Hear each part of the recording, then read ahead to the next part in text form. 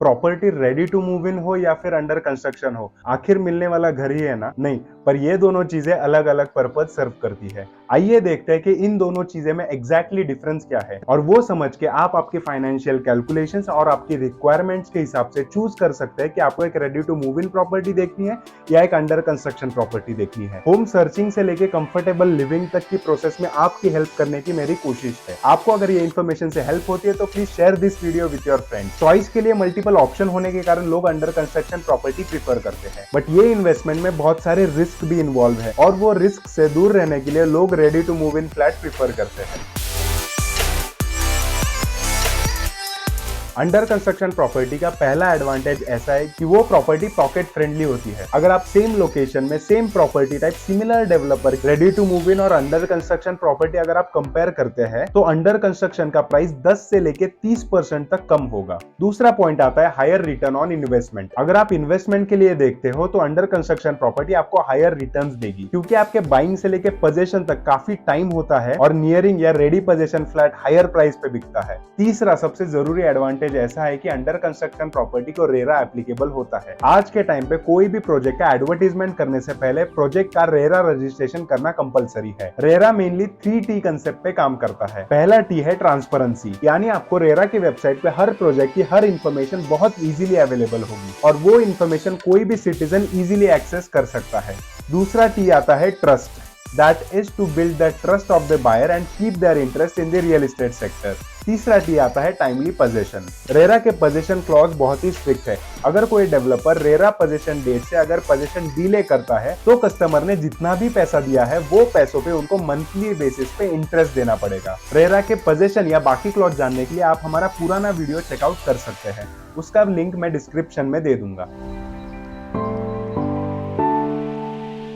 Under construction property का पहला disadvantage है उसका रिस्क। अंडर कंस्ट्रक्शन प्रोजेक्ट में कई रिस्क इन्वॉल्व होते हैं। कई बार ऐसा होता है कि अलग अलग रीजन के कारण प्रोजेक्ट डिले हो सकता है, और वर्स्ट केस में ऐसे भी हो सकता है कि पोजीशन मिलता ही नहीं है। उसके कई रीजन हो सकते हैं, जैसे hike in construction material cost, any litigation in the land. जरूरी है कि प्रॉपर्टी देखते समय आप उस डेवलपर की क्रेडिबिलिटी और उनके बैकग्राउंड के बारे में अच्छे से स्टडी करें। उसके बाद आता है quality of the final product. कई बार ऐसा होता है कि अंडर कंस्ट्रक्शन प्रॉपर्टी के बुकिंग के टाइम पे आपको एक चमकदार सैंपल फ्लैट दिखाया जाता है, और उस फ्लैट के डायमेंशन भी आपने बुक किए हुए फ्लैट के डायमेंशन से ज्यादा हो सकते हैं, और वो क्रिएटिव्स वगैरह देख के आपकी एक्सपेक्टेशन भी बहुत हायर साइड पे जाती है, और पोजीशन के वक्त सिनेरियो बिल्कुल अलग हो जाता है। आप जब आपके एक्चुअल फ्लैट में एंटर करते हो तब आप सही साइजेस का पता चल जाता है, और कई बार वो काफी डिसअपॉइंटिंग हो सकता है। ये सब चीजें ना हो उसके लिए आप डेवलपर के बारे में एक डीप रिसर्च कर सकते हैं। अंडर कंस्ट्रक्शन प्रॉपर्टी पे 5% जीएसटी आपको भरना पड़ता है, पर अगर वो अफोर्डेबल होम हो,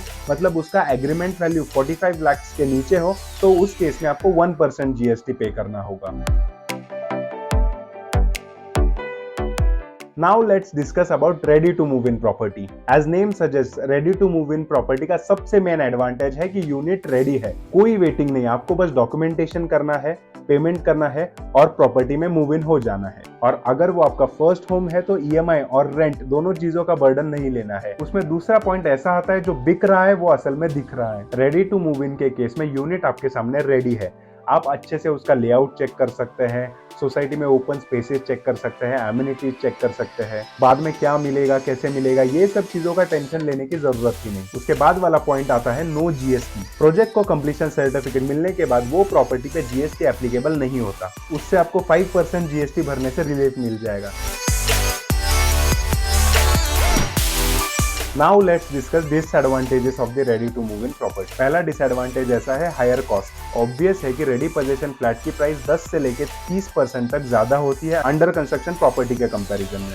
दूसरी बात आती है कंस्ट्रक्शन क्वालिटी। अंडर कंस्ट्रक्शन के सिनेरियो में आपके पास चांस होता है कि आप एक्चुअल कंस्ट्रक्शन साइट पे जा सकते हैं, कंस्ट्रक्शन मटेरियल की क्वालिटी चेक कर सकते हैं, कंस्ट्रक्शन की फिनिशिंग चेक कर सकते हैं। सब चीजें आपके आंखों के सामने बनती है, पर रेडी पोजीशन के सिनेरियो में ये सब चीजें बिल्कुल पॉसिबल नहीं होती। You cannot have a check कि कंस्ट्रक्शन क्वालिटी एग्जैक्टली कैसी हुई है। तीसरी बात आती है वो प्रॉपर्टी का एज। हो सकता है कि वो जो यूनिट है उसके आप सेकंड ओनर भी ना हो, या पहले ओनर ने सालों तक उसकी प्राइस एप्रिसिएशन होने के लिए रखा है और उसके बाद सेल आउट किया है। सोसाइटी के एमिनिटी, सोसाइटी की बाकी सब चीजें भी नई जैसी नहीं होगी। बेसिकली आपको चीजें पुरानी सी लग सकती है।